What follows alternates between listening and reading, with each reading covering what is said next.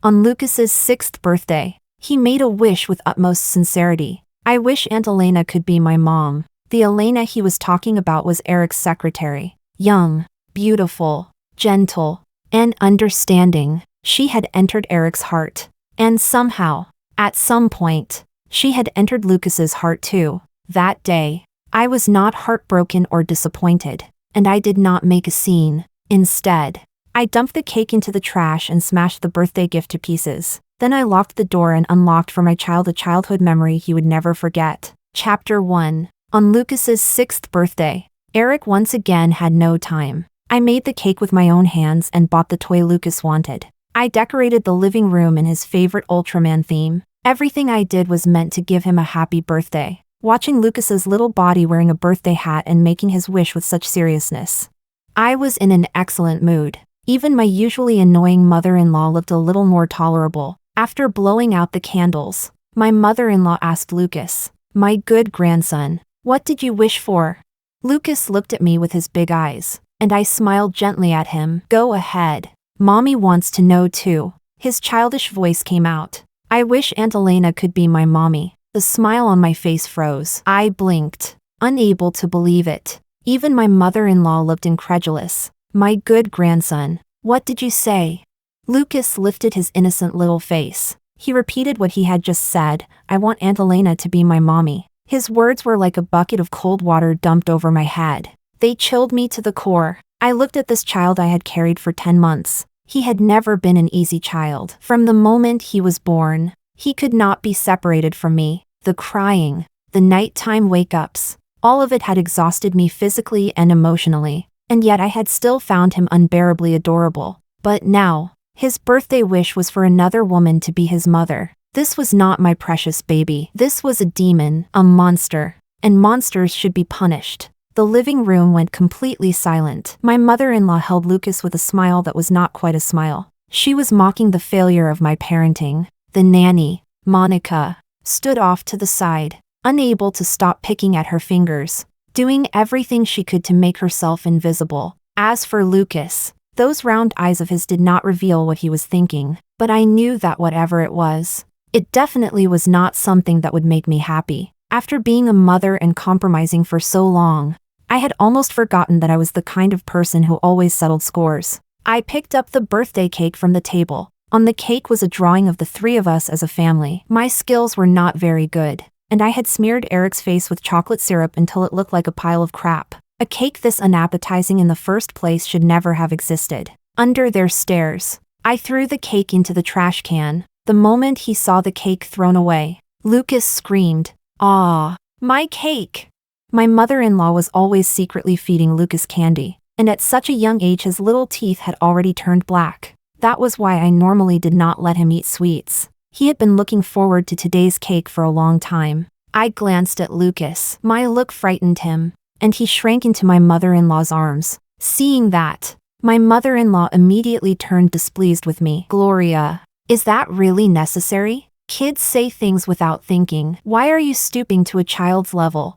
After saying that to me, she hugged Lucas and soothed him. "Good grandson. Grandma will have someone buy you a new cake. Your favorite Haagen-Dazs cake. All right? Mommy is bad. We won't pay attention to bad mommy." Lucas copied her and pointed at me. "Bad mommy. Bad mommy?" Today I was going to show him exactly what a bad mommy looked like. I pulled out Erick's favorite golf club from the cabinet. The club gleamed with a beautiful metallic sheen. It was probably worth at least the price of a car. If a son is not taught, the fault lies with the father. Erick, as his father, had never taught Lucas a single good thing. He even brought his mistress right in front of the child. In that case, wrecking one of his golf clubs was hardly too much, was it? Chapter 2. What are you doing? Dragging the golf club behind me, I walked step by step toward my mother-in-law and Lucas. Lucas's birthday gift was a large building block castle. I had not had time to bring it out yet because I wanted to surprise him. I told Monica to go to the bedroom and bring out the box. Right in front of Lucas, I opened the gift box. Looking at the beautiful castle, he could not help letting out a wow. His eyes lit up as he looked at me, completely different from the way he had looked just moments ago when he wanted someone else to be his mother. "Mom, is this my birthday present?"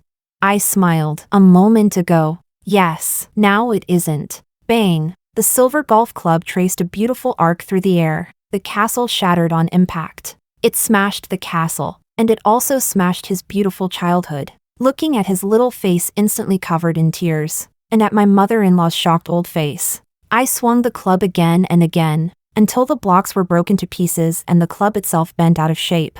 Lucas cried so hard his voice tore. No, you bad mommy. I don't want you as my mommy anymore. I want Aunt Elena.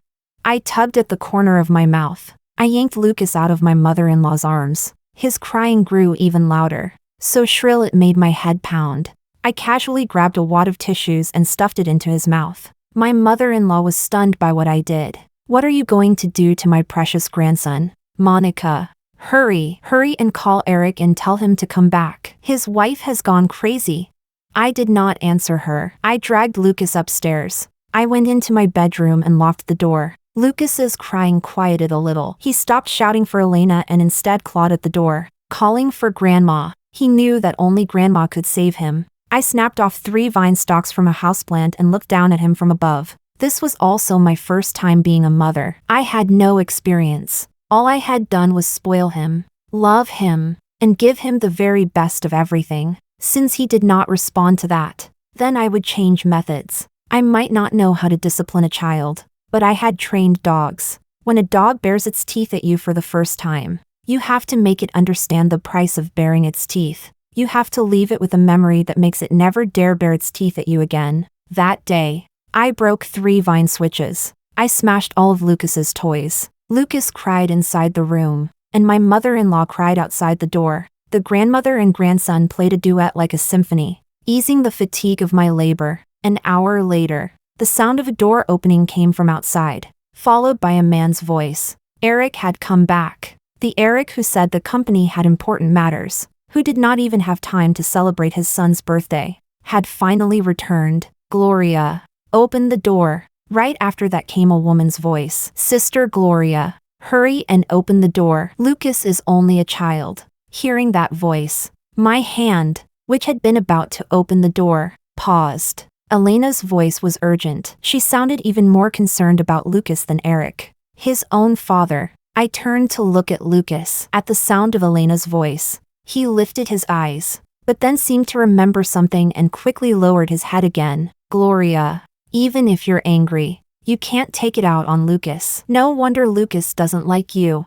I sneered and pulled open the door. The scene inside made them suck in a breath. My mother-in-law could not take it anymore and rushed into the room to hug Lucas. The room was in complete chaos. Lucas's tiny body was kneeling on the floor, with bloody welts striping his back and buttocks. Oh, my precious grandson, Gloria, you vicious woman. Lucas is truly cursed to have a mother like you. If you hit my precious grandson again, I won't go on living.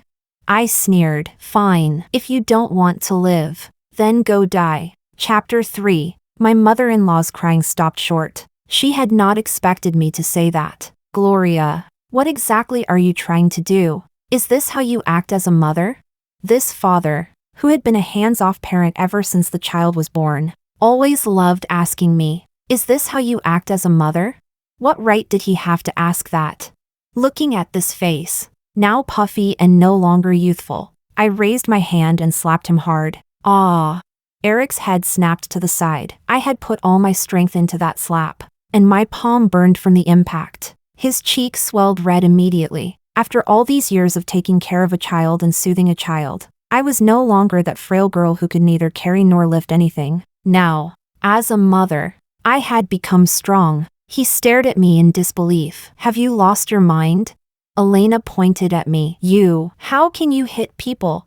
Her soft fingers touched Erick's face, and the pain in her eyes was impossible to hide. Erick, does it hurt? Gloria, even if you're angry, you can't hit people, can you? Lucas is only 6. He only wanted me to be his mother, and yet you could be so vicious. No wonder Erick and Lucas don't like you. Smack. I backhanded Elena across the face. Trash comes in pairs, so my slap ought to be given as a pair too. I said it already. Now, as a mother, I am strong. Ah.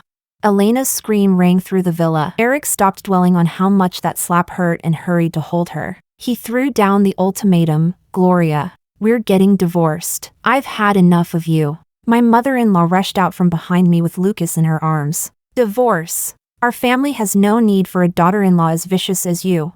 I lowered my head to look at Lucas. His little face was crying so hard that it looked like a smudged kitten. His back and buttocks had been beaten until there was not a single patch of skin left whole, and his little brows were knitted tightly as he endured the pain. I asked him, Lucas, your father wants to divorce your mother. What do you think? Elena quickly said, Lucas, would you like Aunt Elena to be your mommy? If they divorce, Auntie can be your mommy. Your daddy and grandma are both here, so go ahead and say it. Don't worry, she won't dare hit you again. My mother-in-law stroked his head. Good grandson. Your birthday wish is about to come true. Erick also looked at him encouragingly, but Lucas shook his head.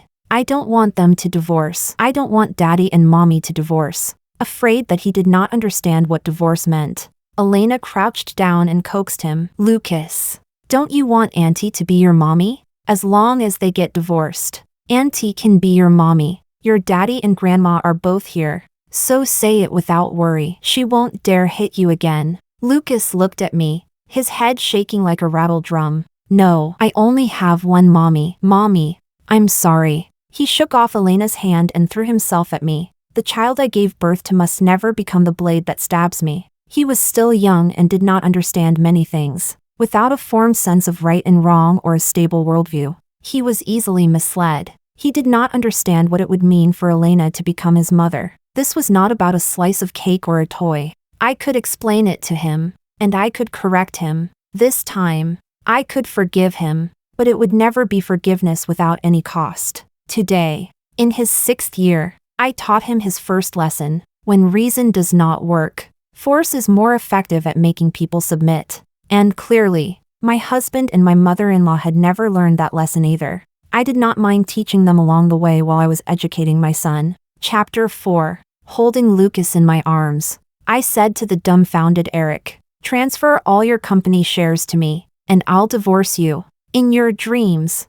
I raised an eyebrow. Since he would not agree, then there was nothing left to discuss. Just as I was about to turn and head downstairs, Elena stopped me. Wait, you slapped me. I'm calling the police. I looked at her with a half smile. Go ahead. I'm willing to pay compensation, using the marital assets Erick spent on you. But Elena, I can reclaim marital assets at any time. Can you afford to pay them back? Elena's face instantly turned deathly pale. Erick had spent quite a lot on her over the past year. Erick shielded Elena behind him. Don't scare her. I gave all of that willingly. Erick had been handsome in his younger days too, lean and refined. But at his age, still acting out this kind of idle drama nonsense was just disgusting. I curved my eyes slightly. Your affair really moves me. A cheating man and a mistress woman. You. Lucas had already worn himself out after all the commotion and was getting drowsy. I had no mood to keep tangling with them. I said to Erick, just letting you know, clean out my office. I'm coming back to work at the company next Monday. After saying that, I left with Lucas. Behind me came Erick's useless barking. You're going back to work? Then who's going to take care of the kid? Can you stop making trouble? Either get divorced, or stay home and take care of the child properly. The emerging company Erick managed now had originally been founded by me, Erick, and Ryan together. Back when we had just graduated, the three of us were best friends. Erick came from a poor family, but he was talented and willing to work hard. At that time, relying on sheer passion and the 800,000 yuan Ryan and I scraped together, we founded Xinxing. Later, as the company grew bigger and bigger, Erick and I gradually fell in love. After getting married and having a child, Lucas kept me so tied down that I could no longer spare any energy to manage the company. My position as vice president existed in name only, but in my hands, I had always held 35% of the shares. By the time I brought Lucas to my flat in the city center, he was already fast asleep.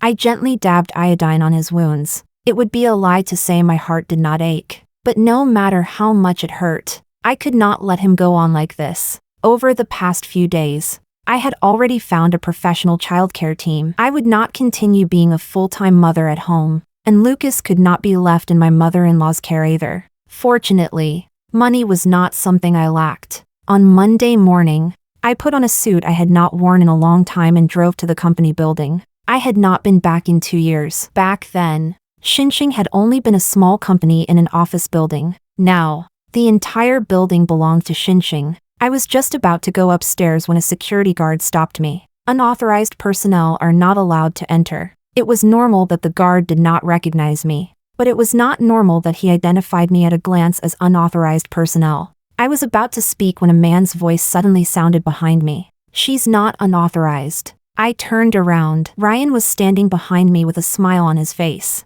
"Gloria, long time no see." He had not changed much. He had not become greasy or let himself go. There was now a hint of mature masculinity about him. I smiled, but the young security guard who had stopped me said awkwardly, "Boss." But Secretary Elena instructed us not to let her in. Ryan's face darkened, and he said coldly, "Since when does a secretary get to call the shots at this company?"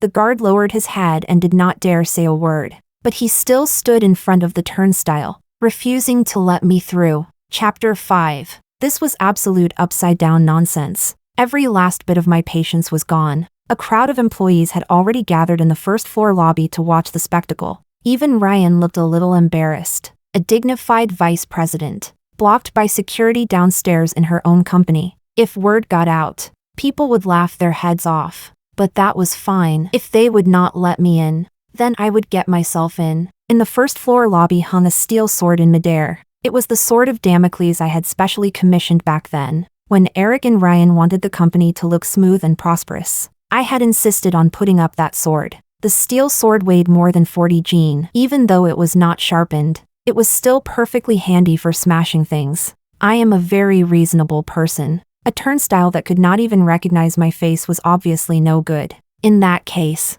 what was the point of keeping it if I was not going to smash it?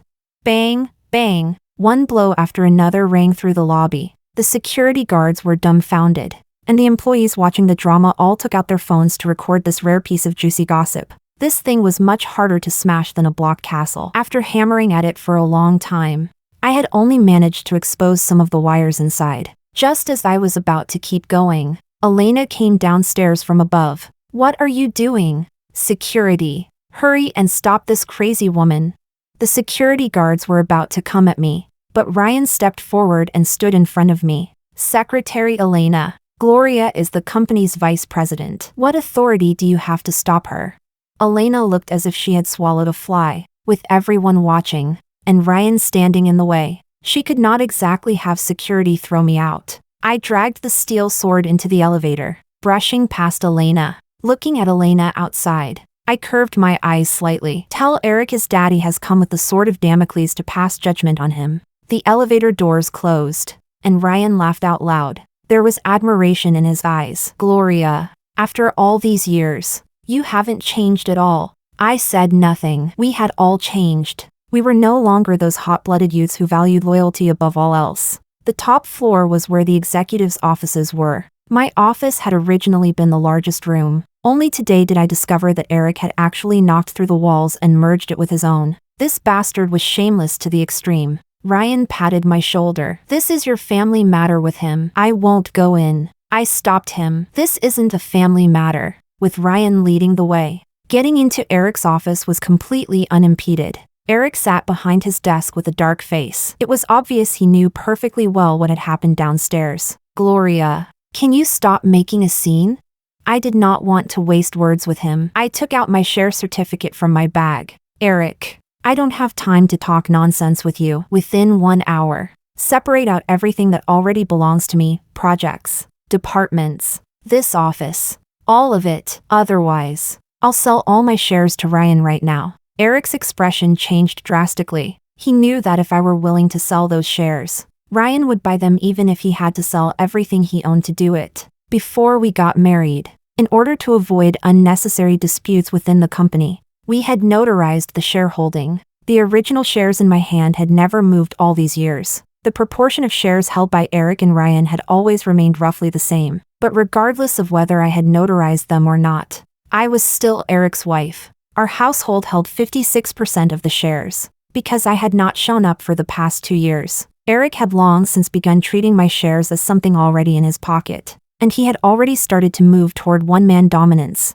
When people are conquering the world together, they are like brothers. But now that the company was stable, every fraction of profit became a source of conflict. One mountain cannot hold two tigers. There was no reason for Ryan to be willing to stay in a subordinate position forever. Chapter 6. Now I had returned to the company, and in this way no less. No one was happier to see this situation than Ryan. And yet he still put on a show of reluctance. Gloria, this isn't very appropriate, is it? Erick lifted his eyes to look at Ryan, who was grinning with undisguised schadenfreude, then ground out through clenched teeth at me. Gloria, you're ruthless. He pressed the line to his secretary and called Elena in. Elena walked in full of arrogance, even snorting coldly when she passed by me. But the moment she heard Erick's words, all her swagger vanished. Elena frowned and whined coquettishly. Erick, how can you let her come back? How is everyone in the company supposed to look at me after this? Erick waved his hand, clearly unwilling to say more. Just do as I said. Elena blinked, and her eyes instantly filled with tears. Seeing that staring at Erick was useless, she turned and looked at me with venom in her eyes. I suddenly found it fascinating. It was rare to see a mistress act as righteously as she did. In that case, why not let her be even more righteous about it? I lifted my chin and said with a smile, I want this secretary too. Erick slammed his hand on the desk and shot to his feet. Don't push it too far. I smiled and lightly shook my share certificate. Please part with her. Under Elena's disbelieving stare, Erick nodded with a dark face. With the threat of the share transfer hanging over him, Erick moved extremely fast. Within 1 hour, he not only restructured the departments directly under me, but also handed over 2 projects that were currently under negotiation. It was just that every single person in those departments looked more crooked and useless than the last. Erick's intention could not have been more obvious. He had thrown me a pile of fringe people and stuffed me with 2 unimportant projects to brush me off. Even with an extra vice president and an extra department, it would not have any real impact on the company, and I would never be able to touch the truly core projects. As time went on, I would have no real standing in the company either, if I was unwilling to accept it and tried to lay people off, restructure the department, and overhaul everything with drastic reforms. The severance payouts for the whole department alone would be an enormous sum. I had been away from the workplace for years. My sensitivity to company operations, project risk, and employee capability had all declined far too much. With my current ability, I would absolutely wreck this department. Erick did not need to do anything else. As long as he used Lucas to distract me even a little, I would ruin everything. I have never been the type of fool who insists on proving herself. I have always believed that professional matters should be left to professionals. That very day, I found a professional headhunter and poached a career manager with a high salary, lowering herself to come manage my little department. Her annual salary was completely out of proportion to the returns my department could bring in. But that was fine. Right now, the one thing I lacked least was money. What I lacked was a way to quickly break into the company's internal structure and establish a firm foothold. When I came to work the next morning, the turnstiles downstairs had already been replaced with new ones, and that little security guard from yesterday was nowhere to be seen. Erick's office had already started being torn down and renovated. Ryan wanted to give me his office, but I refused. I gave the manager's office in my department to Noah, the manager I had recruited. I went straight to Department 3, the area with the densest concentration of employees. Department 3 was Erick's department, the one holding the company's core projects. I had someone clear out a desk for me, and I worked directly out in the staff hall. As for my secretary, naturally she had to follow me and stand there with me under everyone's gaze. From the moment I arrived that morning, Elena had been trailing behind me. Erick had kept his word. He really had handed over the woman he cherished so much to me. He wanted Elena to keep an eye on me. I lifted my eyes and glanced at Elena, whose eyes were red. She did not look like someone capable of completing that task smoothly. Chapter 7. I opened the file. Even though I had not worked in a long time, I could tell at a glance that the figures in the document were falsified and heavily padded. I curled my lips into a smile. If they did not want me to have an easy time, then they should not expect one either. Elena, go downstairs and buy me a cup of coffee. Elena, are you trying to make me suffer to death with bitterness? It's so hot. Are you doing this on purpose so I can't drink it? I don't want coffee anymore. Buy me a glass of orange juice instead. By the time Elena put the orange juice on my desk, it was already almost lunchtime. Her eyes and the tip of her nose were red and swollen. It looked like she had already cried several times. Everyone in the hall appeared to be working with their heads down, but in reality they were all paying close attention to everything happening on my side. I glanced at the orange juice and did not touch it. Just before I was about to speak, Elena could not hold back anymore and asked in a tearful voice, "What else do you want?" I laughed. With psychological endurance this week, what business did she have being a mistress? I did not answer her. Instead, I stood up and addressed the people in the hall. "Sorry for borrowing space in your department. Lunch is on me today. Elena, go ask everyone what they want to eat and buy it all before lunchtime. Then deliver it to the office. No matter where they go. Mistresses are always despised by everyone." These people had watched me torment Elena all morning. Now it was their turn. In one unified voice, they said, "Thank you, boss's wife." I pointed at the nameplate on the desk and said with a smile, "Don't call me the boss's wife." A neat chorus sounded again, "Thank you, General Manager Gloria." I turned to look at Elena, and at last her tears burst out uncontrollably. "Elena, I want the malatang from the place across the street. No cilantro, no garlic, less sesame paste, more vinegar. I want barbecued pork rice, double meat with beef and char siu, no chili." The employees all called out one after another, ordering all kinds of food. For a department of over 100 people, they somehow managed to order from 60 or 70 different restaurants. Elena clenched her teeth as tears fell one by one. Didn't she say she didn't want status or a title, only love?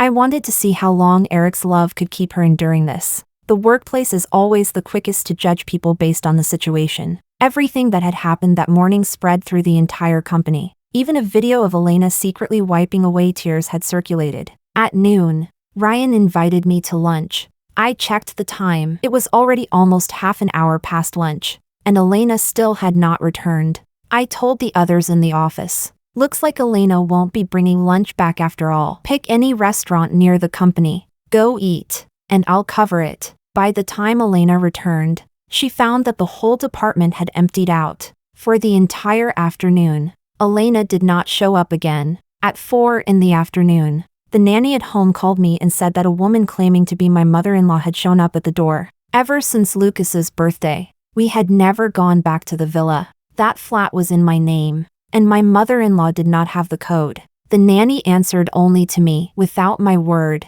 No one could take Lucas away. Just after I hung up, my mother-in-law's call came in. She immediately started questioning me. "Gloria, why are you hiding my grandson? Hurry up and bring my precious grandson back. Come back and take proper care of the child. What kind of shady people did you hire? And they wouldn't even let me in. What kind of decent woman goes around showing her face in public like that? You even went to the company to make a scene. The fact that my son doesn't like you is no surprise at all. If you bring the child back now, I'll still treat you as one of our family." Was being part of their family supposed to be some great honor?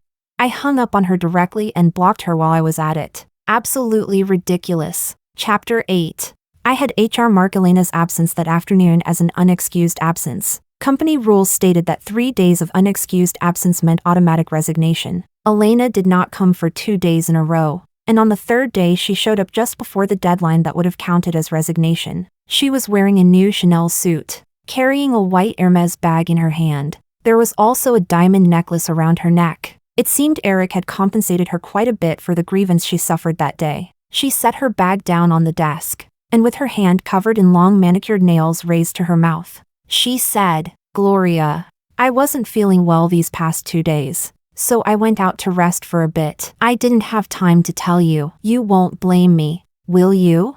She embodied pretentious affectation to the fullest. I curved my eyes into a smile. This was only the beginning. 1 or 2 days might be easy enough to endure, but what about 1 week or 2? There were endless ways to make things difficult for someone. Erick might be able to soothe her today with a white Hermes bag, but he could not buy one every single day. A week later, Elena stopped coming again. At last, Erick could no longer hold back and stepped in personally. He asked me to bring Lucas back home for dinner as well. This time, I did not refuse. I returned to the villa with Lucas and the childcare specialist Angelica. The moment my mother-in-law saw Lucas, she hurried over. "Oh, Grandma missed her precious grandson so much. Come, let Grandma give you a kiss." Before she could even touch Lucas, Angelica stopped her. "Sorry. There are many germs in an adult's mouth. Lucas has weak immunity, so it is not appropriate for him to come into contact with your saliva." My mother-in-law was stunned by Angelica's words. Lucas, standing to the side like a little grown-up, said, "Grandma, teacher is right. Doing that is unhygienic." Under my mother-in-law's dumbfounded stare, Lucas obediently went to wash his hands and sat down. Just as my mother-in-law was about to blow up, Erick and Elena came out of the upstairs bedroom. It looked like they had already moved into my bedroom, with the air of a hostess. Elena greeted me. "Gloria, you're here." I told Angelica to take Lucas off to play. They had not called me back today just to show off that she had taken over the house. "Gloria, this is the divorce agreement. If it looks fine to you, then sign it." Erick kept his head lowered beside her. Even though things had already reached the point of divorce, he still let a woman step forward for him. I gave him a long look, then opened the divorce agreement. $3 million in assets under his name, 1 house and 1 car, willing to give all cash to Ms. Gloria. The divorce agreement was full of loopholes. He was not stupid, since he dared write it like this. It meant he could make it look, on paper, as though those were the only assets under his name. I closed the agreement. "Fine, I'll have my lawyer contact you to conduct a proper asset settlement. Gloria, the child can go to you, but you must guarantee that you will not sell your shares to Ryan." I looked at Elena's slightly protruding belly and smiled mockingly. "Erick, you're the one who cheated. What right do you have to fight me for custody of the child? Add one more clause. Lucas cuts off all ties with your family, and then I can give you a guarantee letter promising never to transfer my shares to anyone." My mother-in-law shot to her feet at once and stared at Erick. "Lucas is our family's bloodline." Erick frowned and remained silent for a long time. "Fine." My mother-in-law stood frozen in place, staring at her son in disbelief. After years of being steeped in the business world, there was nothing more important to him than profit. I smiled in satisfaction. Not far away, Lucas had witnessed everything. Chapter 9. The property settlement moved extremely quickly, and the actual figures matched the amounts stated in the agreement. Elena resigned. I heard she was staying home to rest during her pregnancy, just waiting for us to get the divorce certificate so she could marry Erick. Erick and I would occasionally run into each other at the company, but neither of us spoke. Once the divorce cooling-off period ended, we smoothly got our divorce certificate. After getting it, I did not say a single word to him. We had once loved each other too. We had endured the hardest days together. When I found lipstick on his shirt, when I saw Elena's messages, I gave him chances, and I swallowed my pain and pretended not to see. But what about him? He said he only now understood that what he had with me was merely familial affection. What he had with Elena was love. After the divorce, Ryan ordered French food to celebrate for me and also sent me a huge bouquet of flowers to congratulate me on my new life. Roses, fragrant, but with thorns. After the celebration, I quickly changed Lucas's surname. Ryan had already started making his move on his end. Early the next morning, when I arrived at the company, I happened to see the police taking Erick away. I was not surprised. I looked at him with a smile. The moment he saw me, Erick understood everything. I had signed the divorce agreement so cleanly. I had not used his affair to demand money. He had only given me $3 million and sent me off. And all of it had been waiting for him right here. Elena was pregnant. A child waits for no one. Erick did not want the child to carry the stigma of being illegitimate, so he absolutely had to divorce me. I knew very well that as long as he wanted to,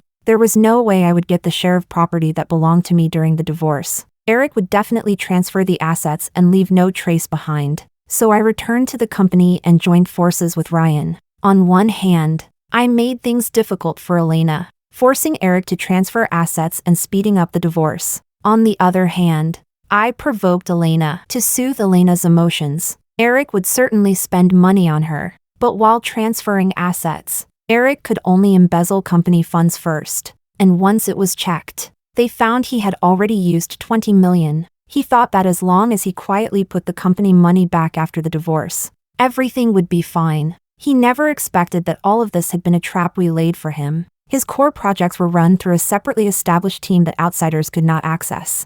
I had spent so long working in Department 3 not just so they could treat me like some monkey on display. After Erick was taken away, my lawyer immediately sued him for illegally transferring marital assets. If he wanted to put that money back, he would inevitably have to admit to illegally transferring marital property. Either way, he could not escape the charge of embezzling company funds. The amount was huge, enough to send him to prison for a good long while. Not a single cent of the money that belonged to me was going to be missing. After Erick was arrested, his mother came to find me several times. I had bodyguards around me, so she did not even get a chance to come near. The top floor office was finally finished. These days, I was like a sponge, frantically making up for the years I had lost. Now that I had some room to breathe, I worked even harder, almost forgetting food and sleep.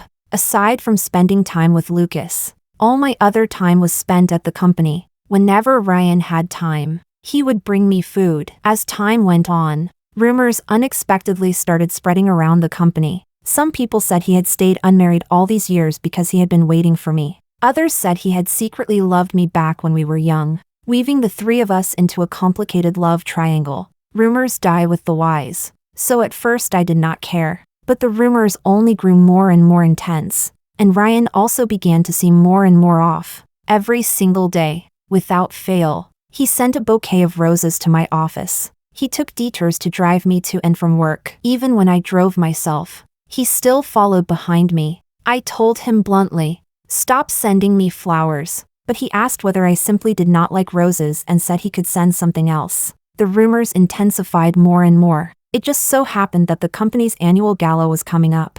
My first major occasion since returning. As the company's largest shareholder, I had also prepared a speech. After the speech ended, the lights suddenly went dark. A bad feeling rose in my heart. Chapter 10. Soft music began to play through the speakers as Ryan walked onto the stage holding a bouquet of flowers. He was going to confess to me in front of the entire company. He stepped onto the stage and looked at me with deep feeling. "Gloria, the truth is, I've liked you for a long time. Back when we started the company together, in that tiny office barely over 100 square feet. It was you who encouraged me. I've been waiting for you all this time." In his eyes was a kind of devotion so cloying it made me sick. I looked at him, my gaze utterly without warmth. Erick was scum, and Ryan was no better. These years, although he never married, there had been a constant stream of women around him. The rumors had spread so long that even he himself had started to believe them. For the sake of getting my shares, he could even say something revolting. A man already in his 30s, and he still wanted to play some pure, innocent love story. At last, after listening to him finish, I snatched the microphone. I curved my eyes into a smile. "You deserve someone better. Not someone like me, who's the very best." Then I turned to the employees below the stage and said, "Ryan was just joking with everyone. Let's continue the annual gala." I put down the microphone and stepped off the stage without caring about Ryan's expression. Did he really think I had lived all these years for nothing? Ryan and Erick had long since put profit above all else. Their mouths were full of lies. When men get money, they go bad. So why should anyone assume that when women get money, they will still stay in place as those innocent, kind little white flowers? The next day, the video of his confession at the annual gala was posted online. Netizens cast him as the deeply devoted second male lead in some novel, while I was the ungrateful heroine. They mocked me as a divorced woman with a child, saying I still dared to reject a diamond bachelor like Ryan. The internet was filled with insults directed at me. Ryan was manipulating public opinion behind the scenes and orchestrating online harassment against me. In my office, my assistant handed me the project files Ryan had rejected. Every document that passed through his hands that morning had been turned down. The business world is like a battlefield, and nothing is more taboo than acting out of emotion and arrogance. He wanted to make me lower my head this way. Dream on. He would pay the greatest price for his arrogance. A month later, Erick's case was finally decided. for embezzling a huge sum of company funds. He was sentenced to 8 years in prison. After repaying the embezzled money, Erick still had to pay me the marital assets he had transferred during the marriage. I went to see him. He looked much more haggard and had grown thinner. He even looked a little like he had back when we first started the company. The moment he saw me, his eyes reddened instantly. "Gloria, I regret it. I shouldn't have treated you that way. You were so good to me. I really regret it." Elena, she aborted the baby. That was exactly what I had expected. The child's father was in prison. It was perfectly normal for her to abort it. The tears of a scumbag were not worth a cent. But right now, I still needed to play along a little. "Erick, behave yourself in there and reform properly. I'll help you look after things outside. Ryan has changed. He's suppressing me at the company, buying up scattered shares to weaken my position. You don't want to see the company we built together swallowed up by Ryan either, do you?" At first, when I brought up his shares, he resisted, but as time passed, I was the only one who visited him. I brought him food and drinks, showed concern, and asked after him. When a person is in trouble, even a blade of grass can feel like a lifeline. In just 3 months, I had gotten proxy control over his shares, buying up scattered shares, winning over board members, reconvening the board meeting, electing a chairman. Only then did Ryan realize he had underestimated me. While he was still thinking about how to force me into being with him, I was already setting things in motion to drive him out of the company. Chapter 11. Ryan's influence in the company was simply too great. Even after I became chairwoman and restricted him at every turn, it still took me 2 full years to seize the real power from his hands. In these 2 years, the percentage of shares in my hands had already exceeded 50%. The company had become entirely mine to command. Lucas had already started elementary school. Ever since the day Erick abandoned him for profit, he had never again mentioned his father. I had arranged for Erick's mother to live back in their hometown. Since I was going to act as proxy for Erick's shares, I naturally could not mistreat his mother. As for the shares in Erick's hands, there were still 6 more years to go. By the time he got out, the world would have completely changed. That day, while I was dining out with Lucas, a burst of cursing suddenly rang out. I looked up and saw a familiar face. Elena was grabbing a young girl and shouting things like mistress and slut at her. The man beside them rushed over and slapped Elena. "Shut up and get back home right now." The girl Elena had grabbed was crying pitifully. "The one who isn't loved is the real mistress. He and I truly love each other."